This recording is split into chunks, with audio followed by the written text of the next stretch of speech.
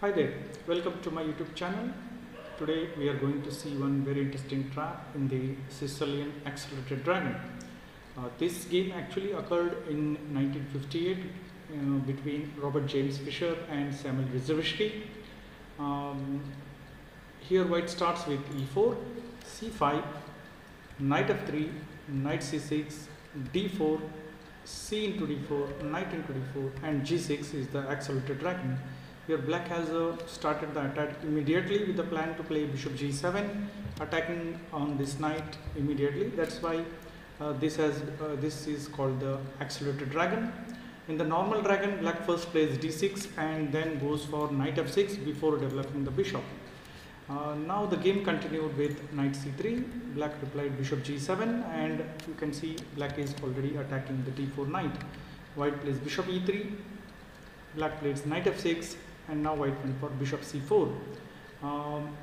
Here black did castling, and black has intentions of playing d5 directly in this game. So that's why white goes for bishop b3 move.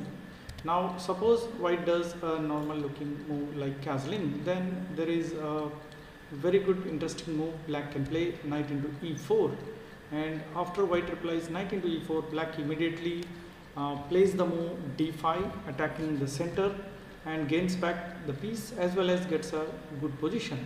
After the moves like knight into c6, b into c6, bishop d3, d into e4, bishop into e4, and rook p8, black has a very active rook and bishop attacking along this diagonal, g7 a1 diagonal, and he will have an excellent position.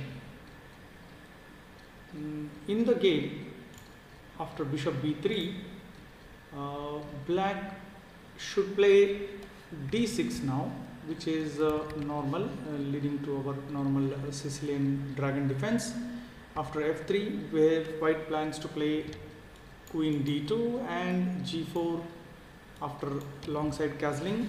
This will be the Yugoslav attack. Black can reply bishop d7, queen d2, rook c8, castling, and after knight e5, black can immediately plans for attacks with the knight c4 move.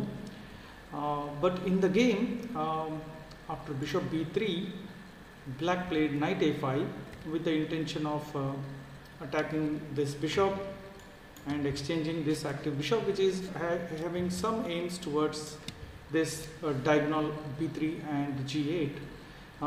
Black could have also done well by playing queen a5. This is also an interesting move. But this knight a5 move is leading to some complications which are favorable to white. So white starts the attack with e5, and now suppose black plays knight h5, then white can simply play g4, and you can see this knight is trapped, doesn't have any good place to escape. So white will be in advantage. And after e5, if black plays knight e8, then he is in white in trouble now. And from here, white found a very brilliant way to punish black for his bad placement of the knights, and white wins. So here you can pause the video and try to calculate how white wins. Ready? So here white played this brilliant sacrifice bishop into f7, and this shatters black's position. Now black can capture with rook or the king, and in both the cases he is going to lose. Suppose he captures with rook into f7, then simple move knight e6 wins the queen, and you can see here the knight attacks the queen and controls the square, and bishop is controlling here, and this queen is trapped.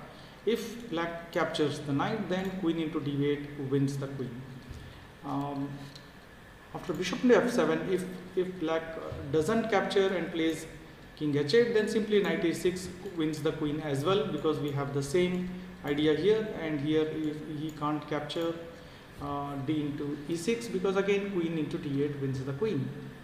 After bishop into f7, king into f7 was played by black, and here white continues with his same attack on e6, knight e6 sacrifice, excellent move, and now black is already finished. He is losing the queen. In the game, actually, Rzewski played d into e6, and after queen into d8, knight c6, queen d2, white is ahead in material, and he later capitalized it and won the game. But on knight into e6, let us say what happens if black plays king into e6. Then white continues his attack with queen d5, and here black cannot go back because the queen is controlling the square, so this is the good move. After king f5, white continues the attack, and here it is checkmate in few moves. White played g4, luring the king as far as possible towards the white's king side, so that rook, queen and bishop will checkmate.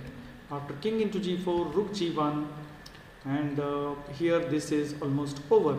If black plays king f5, can you see the checkmate in one move? Yes, rook g5 is a checkmate. And suppose on rook g1, king goes to h5, then white simply plays queen d1. After the rook blocks, queen into, and the king is almost checkmated. After king h4, queen g4 is checkmate. Here on e5, black could have escaped from this trap by playing the move knight into b3, and after this the game might continue. E into f6, knight into a1, f into g7, king into g7, and after short castling, black can play knight into c2 and queen into c2. And here white has although a good development with a good placed knights and bishop. Black is fine here, and he has less trouble, but still white should be in better position. So here he can escape from the main trap here. So this is the interesting trap in the Sicilian Accelerated Dragon. I hope you liked the video. Do subscribe to my channel and press the like button and the bell icon to get the latest update. Thank you for watching. Bye bye.